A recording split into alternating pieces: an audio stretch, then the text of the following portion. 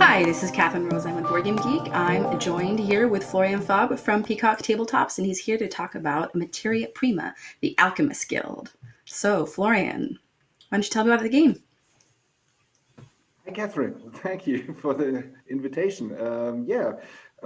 I see you did a really cool setup already there. Yeah, what can I tell you about it?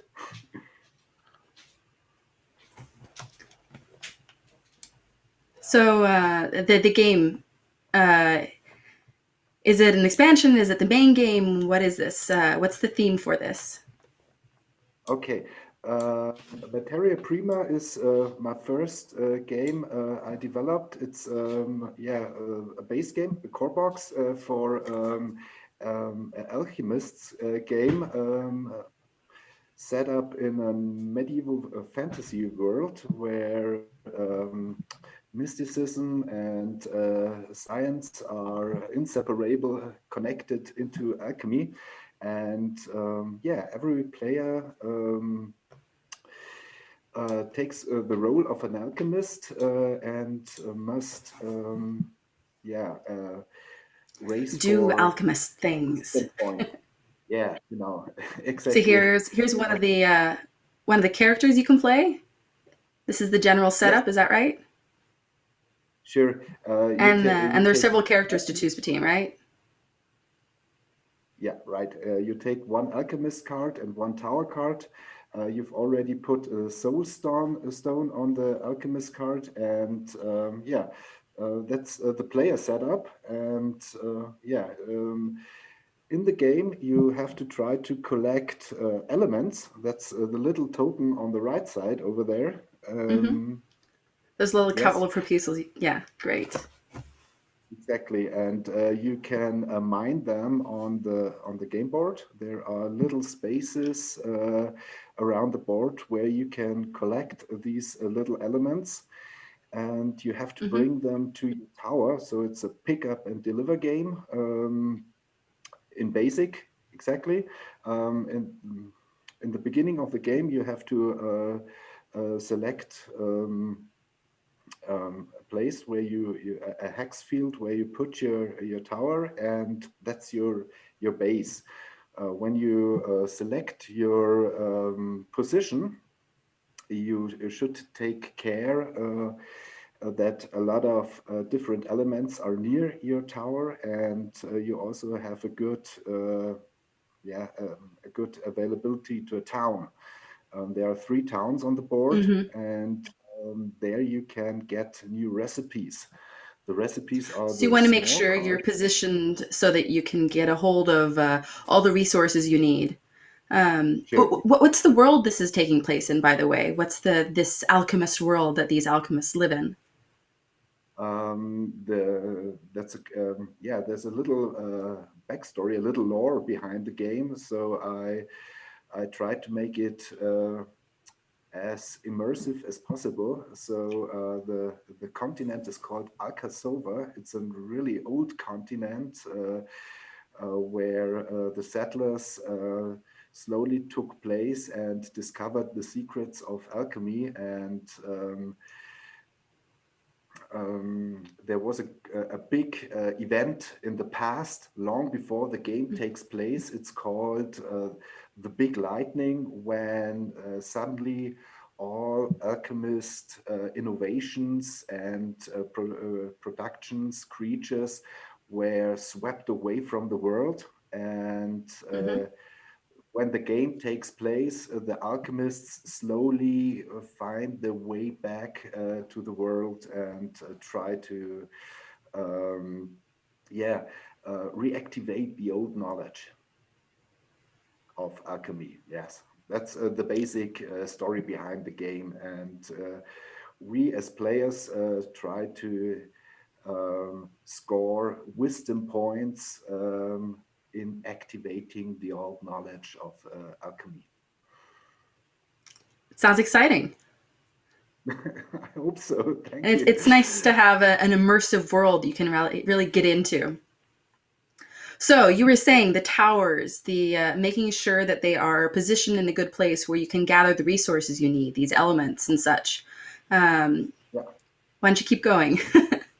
Tell me more. Okay, so when you look at the tower card, you can see that there are no the tower card of your that's a town card where the towers are printed at.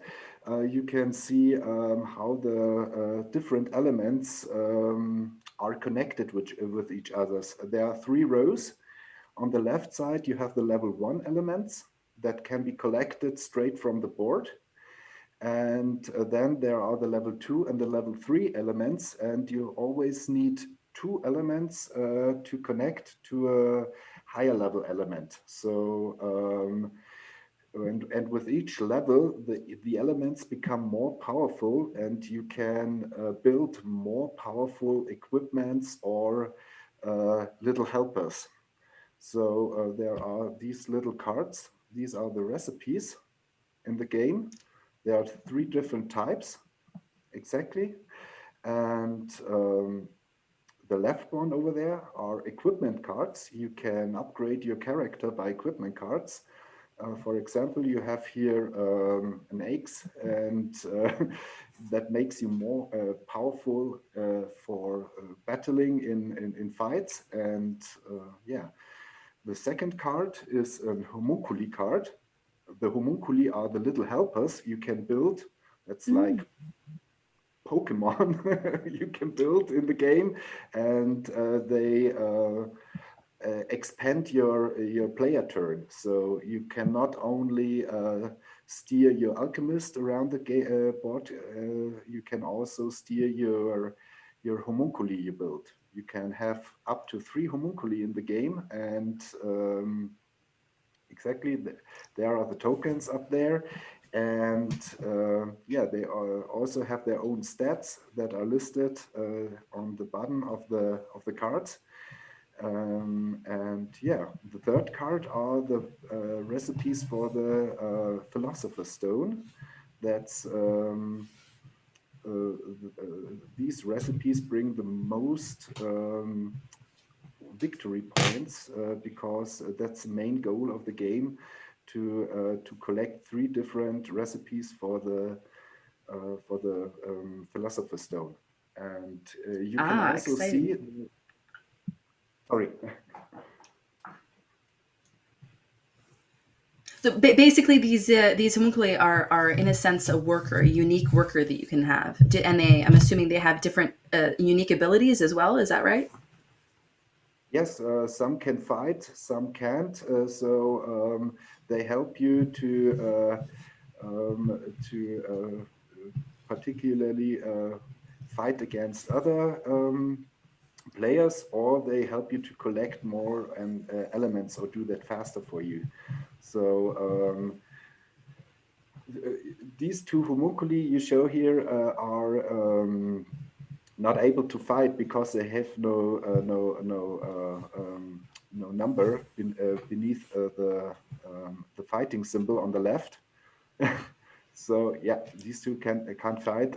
The yellow one can do. He can roll 2 dice for fighting, and he can also do a good job at defending. He can roll 3 dice while defending himself. Yeah. But he's not that good in carrying elements because his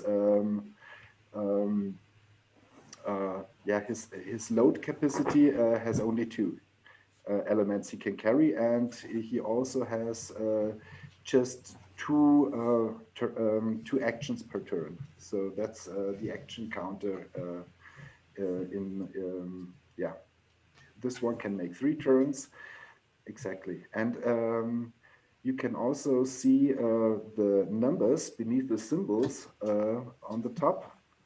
No, exactly these symbols there that numbers define the victory points you gain for the different cards. Yeah, there's a number 3 or level 3 homunculi, and this homunculi brings 3 victory points. That also corresponds to the element levels. So for element 1 recipe, you just need element 1. level 1 elements, and for a level 3 homunculi, you need level 3 elements to transmute them or to build them. And you were saying the main goal of all this is these Philosopher's Stone, right? So these pieces that you want to gather. Yeah, that is. Can you tell me a bit more about them? You need 3 different recipe recipe types of the Philosopher's Stone. So on the bottom of the card, there's the number 1. So this is the first recipe you need for the Philosopher's Stone, and you also need level 2 recipe and the level 3 recipe. So at least you can get this Philosopher's Stone token here. And yeah, that brings extra points to finish the game. So how long do you typically take in a round, and how many players does this play? You can play this game from 2 to 4 persons.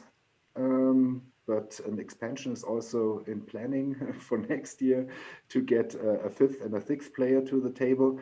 And yeah, it takes about, I guess, 19 minutes.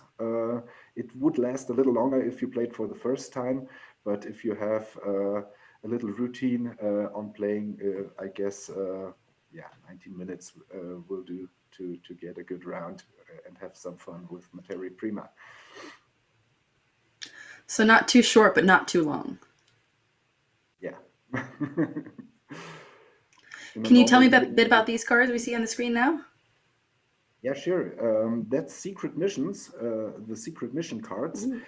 Or secret quest cards, and every player gets 2 cards in the beginning of the game, and he has to make a decision for 1 card, and the icons on the bottom explain what to do in these missions. You get 9 victory points. That's pretty much, if you solve that mission, the goal of 25 victory points to end the game. And when you have, when you solve your secret quest, you already get 9 points. That's pretty much.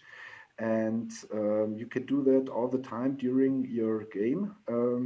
For example, the right one here, there are 2 soul stones, or yeah, I can describe also this one.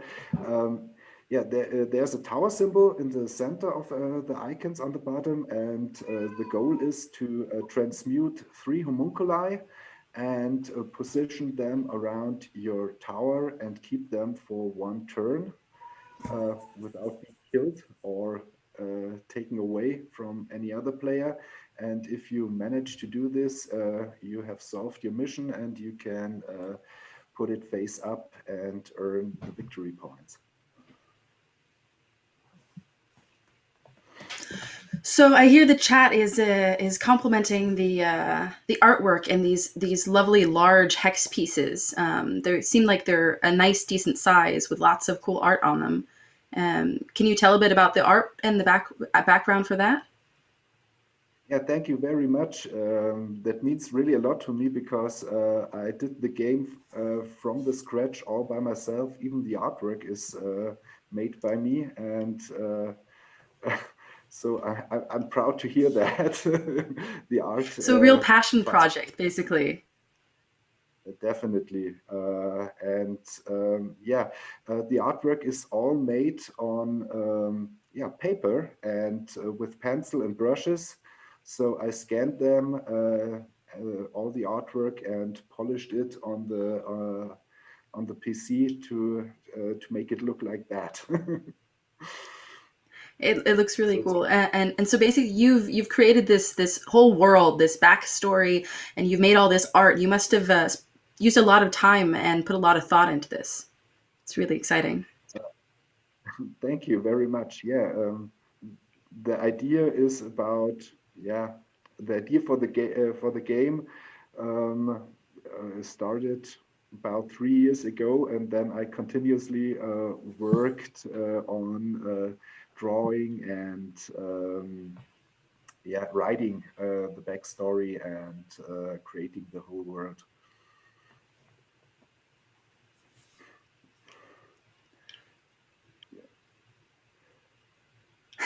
Bits. These the pieces look really nice. Yeah. Is this cardboard or is this? I love this box, by the way. That's really cool to keep all the pieces in and help keep them sorted. Yeah, that was really important for me because there are 12 different sorts of element token, and yeah, they are all cardboards. So I tried to design a solution to keep them in the box. So this little cardboard tray here fits perfectly in the the the plastic insert for the box, so everything keeps in place and don't mess up in the box. So you can really quick set up the game and start playing. Lovely dice and Yeah, everything. So developing this. I mean, you're a first time publisher. Is that right? yeah, definitely. I mean, can you tell us a little um, bit about the challenges of that process? I'm sorry, I didn't understand you. There was a little delay on the. Can you tell us a little bit about the challenges of the process of being a first time publisher? I mean, going through all that, there must have been many things you had to kind of learn on the go. Sure, definitely. I had a lot of luck because I managed to publish this game with my first run on Kickstarter. So and yeah, there's no big publisher in the back who can do a lot of advertising. So uh, most of the work before was trying to spread the news about the game by contacting yeah, YouTubers, going outside, doing some social networking, finding some followers. That was a really hard and yeah, that was really hard and really busy. I guess more busy than creating the whole world. Um, Yeah. yeah, so that's not my main job. So yeah, I have not yeah any. Any knowledge about all that. So yeah, that was uh, the biggest problem I'm facing in the whole process. So I'm a learned artist and a learned designer, and so setting up the whole world, creating the artwork. That was known for me, so I could do that, but all the publishing stuff was yeah pretty new for me. Right. So you said this is the Kickstarter. I mean, you've gone through this whole process. If people who weren't a part of the Kickstarter want to get a hold of this, is there anywhere they can go to grab a copy? Sure. Actually, there's the first print run is mostly sold out, but there are still some copies available. I try to focus to sell them during the Spiel 2020, the Spiel Digital, and but they are also available right now. But for the American buyers, there's a little problem because the fulfillment center actually is in Germany, so I guess the shipping costs are a little bit higher to the States. But if you are intending to buy some more games on the Spiel, Happy Shops, my distributor, my fulfillment center, is official partner to the Spiel. So if you buy some more games, I guess you can save some money by shipping. Well, with the Glad shipping. to hear it. So if you're planning on picking up some games at the Spiel event anyway, then try to grab a copy of this too. Sure. Well, thank you so much. Are there any last bits of information you want to share with us before we wrap up? There's also an exclusive little expansion available at the Spiel Digital. I just hold it to the camera, and it was mainly sold via Kickstarter. There won't be any reprint in the future. So if you like to have a last piece of the exclusive Kickstarter expansion, it's also available on the Spiel. You heard that here first. Well, thank you so much, Florian Faub from Peacock Tabletops, and thank you for showing us Materia Prima, the Alchemists Guild.